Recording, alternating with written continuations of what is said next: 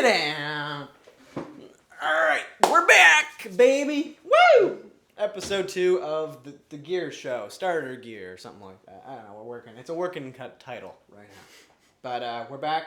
Yes, it's the same day. I literally just took off my sweater. We're back. And yeah, we're talking about gear. So if you haven't seen the first video, we talked about buying your first gun and kind of everything that goes into that. Some tips for you guys. We didn't give any exact guns that you should buy because that's a decision you need to make. And yeah, so now we're talking a little bit about gear. So do you want to kick us off, Maroon? Yeah, so starter gear, what you need, what you don't need. That's kind of what we want to go over. Some of the like bonus stuff that you might want to add on there. But keep in mind, like, obviously budget is a big thing, so we want to keep that in mind for you guys too. So we have some varying options in price that may or may not suit you. So starting us off, things you don't want to cheap out on, and that is eye and like face protection. I mean, you only got one set of eyes and they can't be replaced, so I recommend getting a more expensive pair of goggles. A lot of people cheap out on goggles or glasses or whatever they're going to run. And I recommend getting a more expensive one. If you're a sweaty dude, then you're going to fog up. And if you have more expensive goggles, maybe ones with fans in them or just a better lens system, they're not going to fog up as much. You're going to have a better time on the field. Sure. I've definitely encountered players on the field who are completely fogged up. Oh, yeah. And it's their first time airsofting, and they're freaking out. I've seen guys pull off their goggles and try to defog them, and I'm screaming at them like, dude, like, your eyes are going to get shot. Put those goggles back on. If you need to fix something, get off the field. So I recommend getting definitely more expensive goggles. Absolutely. That's a huge, huge one. Don't cheap out on those. Don't get the cheapest ones you can find because, let's face it, they're probably not going to be great for you. You're probably going to hate them. So it's definitely something that can, I think the fogging is a big one. It can definitely affect your entire day. If you're fogging out and you can't see people and you're coming around corners and you're just getting lit up, chances are you're not going to have a good day because you didn't get many kills or whatever, and you're just like, no, that wasn't very fun. Yeah, it wasn't very fun because you cheaped out on goggles and you got shot a whole bunch because you couldn't see anybody. So definitely, it's just a quality of life thing. Spend the money, get a good pair of goggles. So yeah, definitely couldn't agree more. And then moving on, maybe you don't want goggles, maybe you want a paintball mask. So don't get the cheapest paintball mask. The highest end paintball mask's probably a dye mask. We don't have one of those. No. This is just an older, cheaper one. Yeah, that I've had still this works. one for years, and this is mainly what I run right now, actually. I've been through the whole helmet thing. Maybe you want to run a helmet. Me personally, I'm a bit more of a speedy boy, so I prefer a paintball mask. I find just fogs less, and I just prefer it. It's my play style, and I'm happy that I've tried both. I will definitely still run a helmet, especially for outdoors. I don't know, something about just being more realistic outside. I don't know. But I'll probably run a helmet outside. But mainly, I like to run a paintball mask. It's just everything all in one. I run a toque on top of that, and I'm a happy camper. I'm going to replace this at some point. I'd love to get a dye mask, but that'll come. So, yeah. All right, and then moving on, say you don't want to go the paintball mask route, you want goggles, and you want to know what else goes with that. So I recommend a metal mesh face guard. There's different styles or whatever. Get one that suits you, that's comfortable for your face. And then maybe you want to run a toque, maybe you want to run just a hat, or maybe you want a helmet. A helmet's definitely going to be more expensive than a hat or a toque, because you probably just have one of those kicking around. But they protect your head. If you're outside or inside even, and you're going through a low door or something like that, and you bonk your head, it's probably not going to hurt much with the helmet. No, sir. But it's going to hurt if you're not wearing that helmet. For sure. Also, getting shot in the top of the head doesn't hurt because it just bounces off. You don't feel anything. You hear it, that's for sure. But you don't feel it. So that's why I kind of like the helmet. I personally run a helmet. I kind of like that more Milsim style of things. And I like having that extra protection. Even outside, so you're running through bushes or trees or something, you crank your head on something, it's not going to hurt the same. Yeah, you're not going to smash your head on a tree or low branch that you didn't see or something like that. So that's why I recommend a helmet. I just like that. But you don't have to. You can just run goggles. You can get away with that, but I wouldn't recommend it. I like metal mesh, goggles, helmet. That's my personal setup. And then on top, kind of a bonus thing that isn't necessarily a starter thing, but is something that you can add in later, is some sort of ear protection. You can get metal mesh ear protection, but I actually have the Howard Light Impact Sports on the little rail mounts on the side for ear protection. Not that Airsoft is loud, not necessarily to protect from that, but more indoors, getting shot in the ear isn't fun. For sure. That hurts a lot, so that's why I like those for that. You've actually had that happen before, haven't you? Yes, I've been shot in the ear like a couple times, and it's not fun. It hurts a lot, so that's why I've gone and gotten those. Another nice thing about the paintball mask is it's got ear protection, so I'm definitely happy that's with another that as well. So. reason to go that Yeah. route. Another thing, even with the paintball mask or helmet options, are you can see the GoPro mounts here. We've got GoPro mounts on both of those, but the helmet, way more stable. Absolutely. If you don't have some sort of stabilized GoPro, one of the newer GoPros, like we do, it's probably going to look not so hot on that paintball mask. It's going to be bouncing around, going crazy. So helmet, another great option. And that might be something that totally doesn't affect you, but for us it does, and maybe you want to record your gameplay footage. I recommend you record your gameplay footage. It's always kind of fun, and you can see things that you can improve on throughout the day, and yeah, it's just a good time. So yeah, but again, might not totally affect you. So.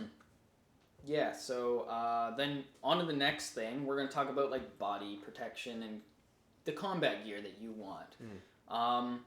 So let's say you're at the point, you're just running t-shirt and jeans, and you're like, I want to get some combat gear. I got all these mags, they're running them in my back pockets. I want something better to hold them because they keep falling out. Or I want to carry more mags. So that's where kind of the vests and chest rigs come into play. So we'll kind of go over kind of like what's changed with us, and then what we recommend, or kind of where we're at. And this is very preference based. Take this with a grain of salt. These are our personal opinions, and they might not work at all for you.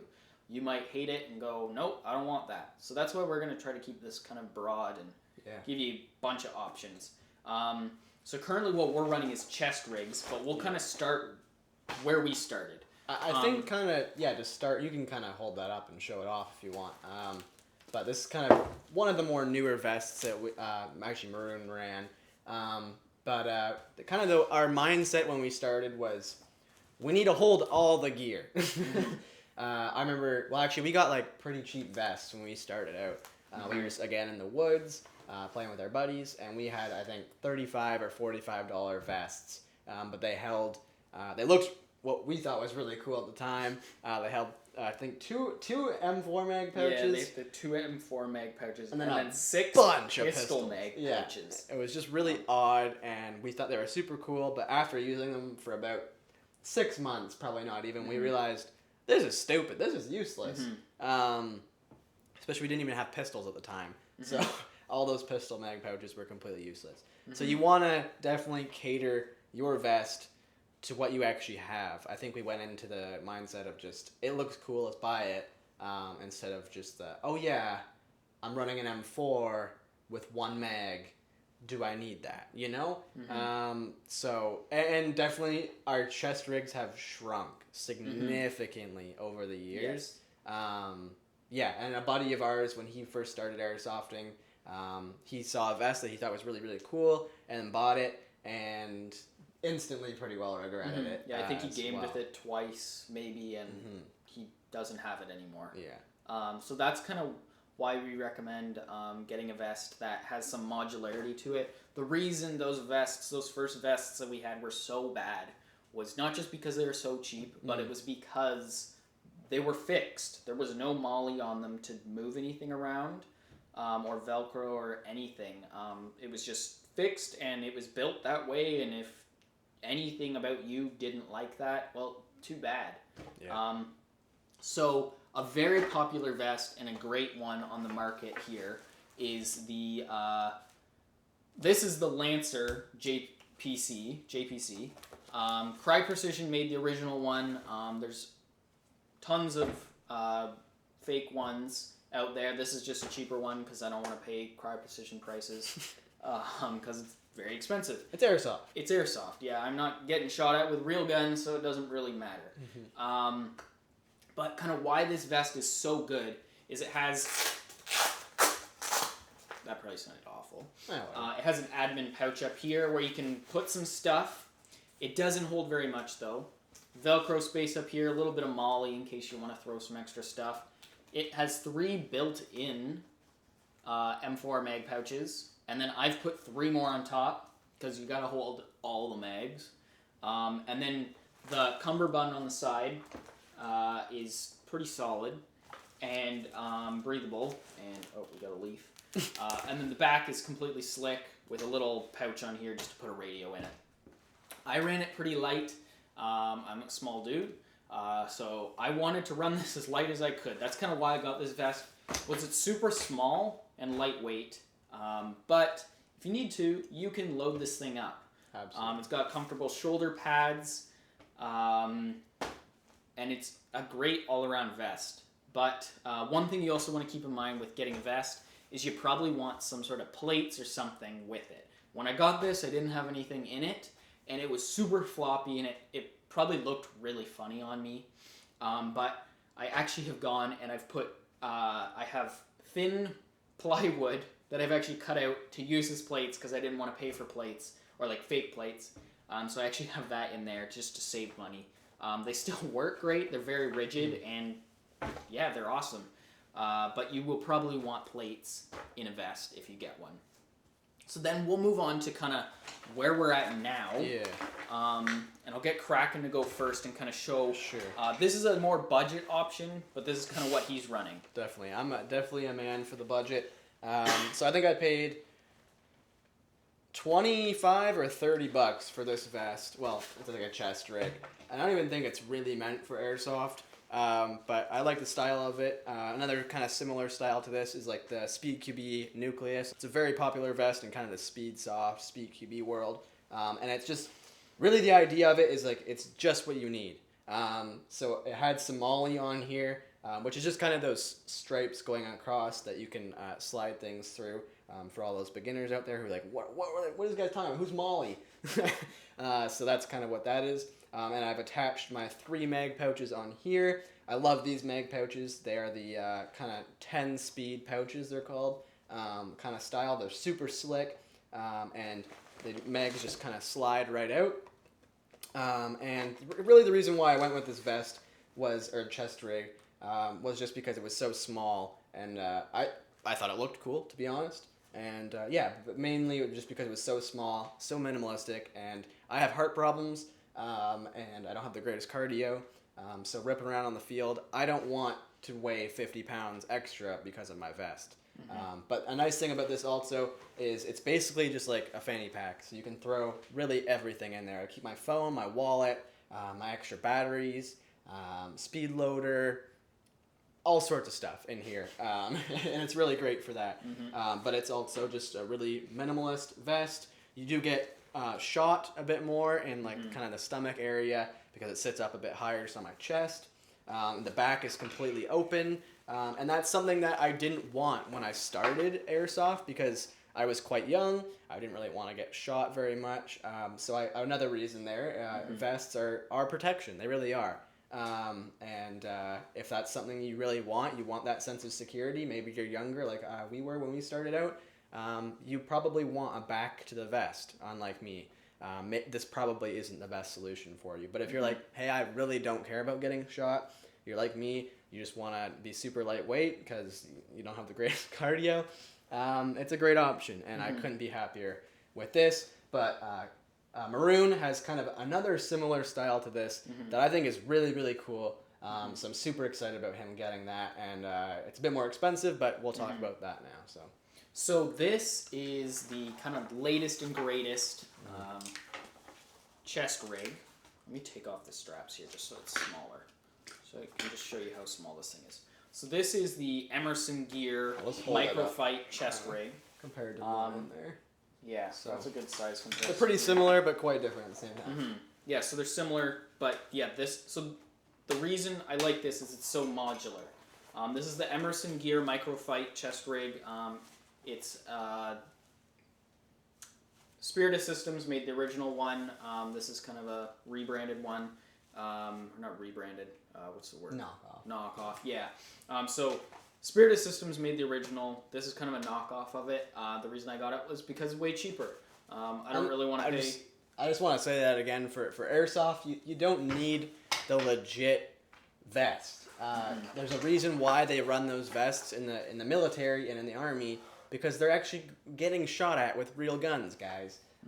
You don't need everything to be the real deal. I mean, if that's what you want to do, go for it. There are definitely people who do that. Again, here on the channel, we're pretty budget friendly. So just keep that in mind. You do not need to spend thousands of dollars on your combat gear. If you want to, go ahead. But yeah. Anyway.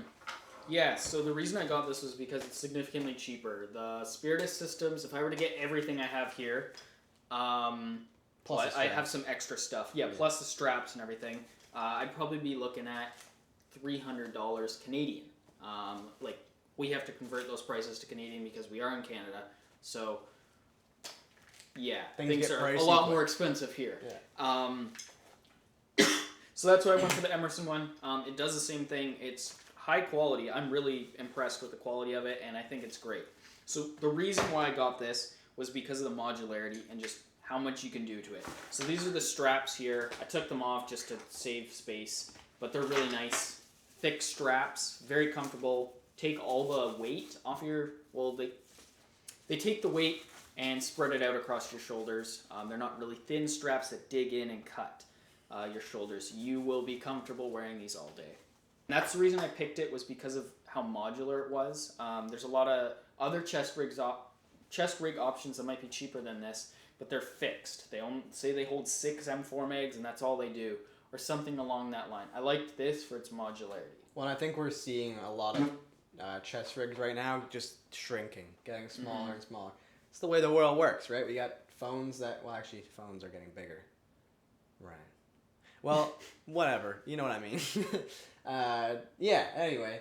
So let's move on a little bit. Belt setups. Maybe you don't even want to run a vest. You want to run a belt setup. I know our friend Sheepdog, he's been on the channel before. He runs all of his mags on his belt. And they're definitely quicker to reload there. But it's just a personal preference for him. And he still runs a vest, but he just runs all of his gear in his vest. And then runs all his mags on his belt. So that's something you can totally do too. Yeah, do we have any suggestions for belt setups there? Or? It's hard to say with belt setups because there's a huge vary in price depending on what you want to pay. Or if you want a battle belt or a more everyday style belt. I personally have an everyday kind of style belt. Me as well. Yeah. And we attach our gear onto that. I wear this belt every day. It has the Cobra style buckle, the cool military style clip. I really like that. And it's a very rigid belt. Something you want to look for is a more rigid belt. Definitely. If you're getting some floppy leather belt, it's going to be uncomfortable. Once you get some gear on there, maybe you only got one mag and that's fine. But if you got a pistol and a bunch of other stuff, it's not going to be very comfortable with a pretty floppy belt. So keep that in mind. Getting a more rigid belt will keep you more comfortable longer. So in terms of like clothing and whatnot, really everyday clothing is totally fine. Just wear something you're comfortable in. You can get BDUs if you are going to go that route. We've done the wish.com route, which we would highly recommend. It's much cheaper, and the quality, we've battled multiple times with this. We've gone out to the field a ton, and we still feel it's definitely the best option for Airsoft. Again, you don't have to spend a ton of money for Airsoft, but That's something you can totally hold off on, and I totally get that. For a lot of people, maybe you just want to look like Call of Duty the fifth time you go out airsofting, and you're starting to get a little more serious. Definitely a great way to do that, but it's definitely something you don't have to do, and yeah, it's really fine either way. We definitely wouldn't recommend it. If you're gonna cheap out on anything, I would highly recommend you cheap out on that. Get kind of the rest of your setup. It's just pants and t-shirts, guys, or whatever, but yeah, you know what I'm trying to say. So yeah, you don't, that's not a necessary thing that you need to be part of your kit, so that's kind of why we don't recommend getting it super early on. We recommend getting all this stuff first. This is gonna make you have a better day. Absolutely. Because you're having better gear. So get the BDUs last. Yes, they're cool and everything, and you don't want to look like a noob, but yeah. Alrighty. And that's why I keep a knife on me, because you never know. You never know. And then also we kind of want to go over like knee pads and elbow pads. Yeah. You don't necessarily need elbow pads unless you're like doing some dolphin dives on the field. Doing Black Ops too. I don't see that happen very often. But definitely knee pads is a big one. Indoors, especially. If you've ever knelt down on some BBs, it's not fun. I run knee pads. Kraken runs knee pads. I just got some for Christmas, actually, $25 from Wish. Or no, Amazon, actually. And that was a huge, awesome thing for me. We went, definitely for indoor. I think for indoor it's kind of a bigger one. Yes. But you don't need to run it your first time. I wouldn't recommend that. But if you have $25 kicking around, I would go for it. But definitely, like, sliding is a big part of what I do. Kneeling down, crouching, those are huge things in your gameplay, and you're not going to think about that till you're out on the field, but definitely worth it for sure. So yeah, that's pretty much it. I'm just trying to think here. Let's go over kind of like doing research.